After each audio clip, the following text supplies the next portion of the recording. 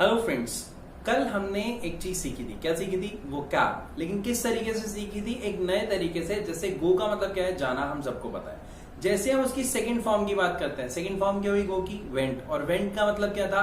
गया था। यही मैंने आपको सिखाया था। इस तरीके से अगर मैं बोलता हूँ स्पीक मतलब बोलना, लेकिन सेकंड फॉर्म की अगर मैं बात करूं स्पोक, तो इसका मतलब क्या हुआ? बोला था। ये आप प्रैक्टिस ऑलरेडी कर चुके हो, वर्ड्स लिख चुके हो, राइट? अगर नहीं किया है तो कर लीजिए।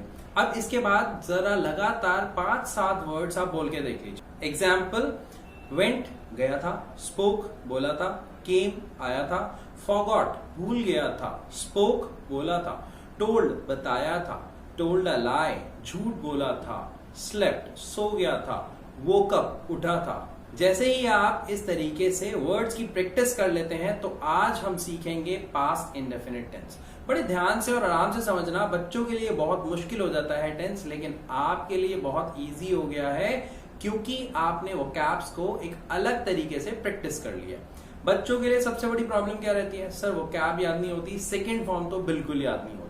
हमने ऑलरेडी प्रैक्टिस कर ली वोकैब की एक नए तरीके से, तो अब ये टेंस आपको समझना, इवन इस टेंस के जितने भी सेंटेंसेस हैं उसको फ्लुएंटली बोलना बहुत आसान हो जाएगा। देखिए कैसे। पास्ट इंडेफिनिट टेंस मतलब हमें पता लग गया जो काम हमारा पास्ट में खत्म हो गया, फिनिश हो गया, वो पास्ट इंडेफिनिट टेंस हो गया। एग्जाम्पल से समझते हैं। मैं कल आया था, सर आपने ना उस क्लास में ये पढ़ाया था, सर मुझे समझ नहीं आया था, सर मैंने आपको फी दे दी थी, सर आपने एक नया चैप्टर पढ़ाया था। तो जैसे ही आप कल की, परसों की, पिछले हफ्ते की, पिछले महीने की जो भी बातें करते हैं वो सब किस में जाती हैं? पास्ट में। ये आपको समझ आ गया। अब इसके साथ हमें ध्यान क्या रखना होता है कि पास्ट इंडेफिनिट टेंस इकलौता ऐसा टेंस है हमारा इंग्लिश ग्रामर में जिसमें हम लगाते हैं second form of the verb. एक बार बोल लीजिए, क्या लगाते हैं? Second form of the verb, जो अभी आपने प्रैक्टिस की थी। अब जो भी वर्ड आपने प्रैक्टिस किया उसके साथ लगा दो आई। आपकी फ्लुएंसी, आपकी स्पीकिंग, आपके सेंटेंसेस ऑटोमेटिकली बनने लग जाएंगे। देखिए कैसे। वर्ड देखो, पहला क्या था? वेंट गया था, अब वहां पे लगा दो आई वेंट, मैं गया था। अगर मान लो मैं कहता हूं मम्मी गई थी, इंग्लिश बन गई मम्मी वेंट। अगर मैं कहता हूं मेरा भाई गया था, तो मेरे भाई की इंग्लिश माय ब्रदर गया था की इंग्लिश वेंट बन गया। यहीं पर बच्चों को प्रॉब्लम होती है और वो कहते हैं सर मुझे ध्यान नहीं रहता, समझ नहीं आता, टेंस समझ नहीं आता, गलती हो जाती है। अब गलती होने के चांसेस 0। बस आपको क्या करना है? अब सेंटेंस फ्रेम करने हैं। पहले अपने सामने वो कैप्स रखें और अगर वो कैप्स आपके दिमाग में है तो बहुत बढ़िया, सेंटेंस बनाना शुरू करें। एग्जाम्पल, मैं भूल गया था, भूल गया था कि इंग्लिश फॉरगॉट, तो मैं की English I and then forgot, I forgot, मैं भूल गया था।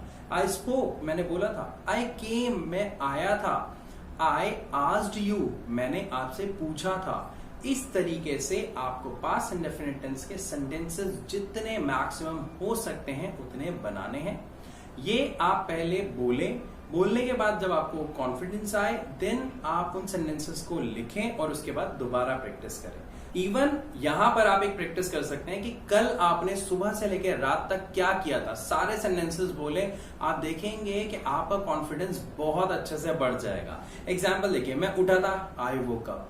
मैं देर से उठा था, आई वोक अप लेट। मैं जल्दी उठा था, आई वोक अप अर्ली। फिर मैं नहाया था, देन आई टुक शावर। फिर मैंने नाश्ता किया था, देन आई हैड ब्रेकफास्ट। मैंने बताया था हैव का मतलब कुछ खाना होता है और हैव की सेकंड फॉर्म हैड है। तो मैंने खाया था आई हैड, क्या खाया था? ब्रेकफास्ट, तो आई हैड ब्रेकफास्ट। मैं तैयार हुआ था या मैंने शर्ट पहनी थी, आई वोर शर्ट। मैं ऑफिस चला गया था, I went to office. I hope आपको यहां तक सब कुछ अच्छे से समझ आ रहा है। अगर समझ आ रहा है तो प्लीज अपनी कॉपी में इसके नोट्स बनाइए, लिखिए, प्रैक्टिस कीजिए और अगर कोई भी डाउट है तो आप उसे कमेंट सेक्शन में लिख के मुझसे पूछ सकते हैं। वीडियो अच्छी लगी तो लाइक जरूर करना और अगर आपको लगता है ऐसी वीडियो आपको अपने फ्रेंड्स के साथ शेयर करनी चाहिए, उनकी भी नॉलेज बढ़ानी चाहिए, तो उनके साथ शेयर जरूर करिएगा। और ऐसी और वीडियोस के लिए चैनल को सब्सक्राइब करना बिल्कुल मत भूलिएगा। Thank you, bye bye.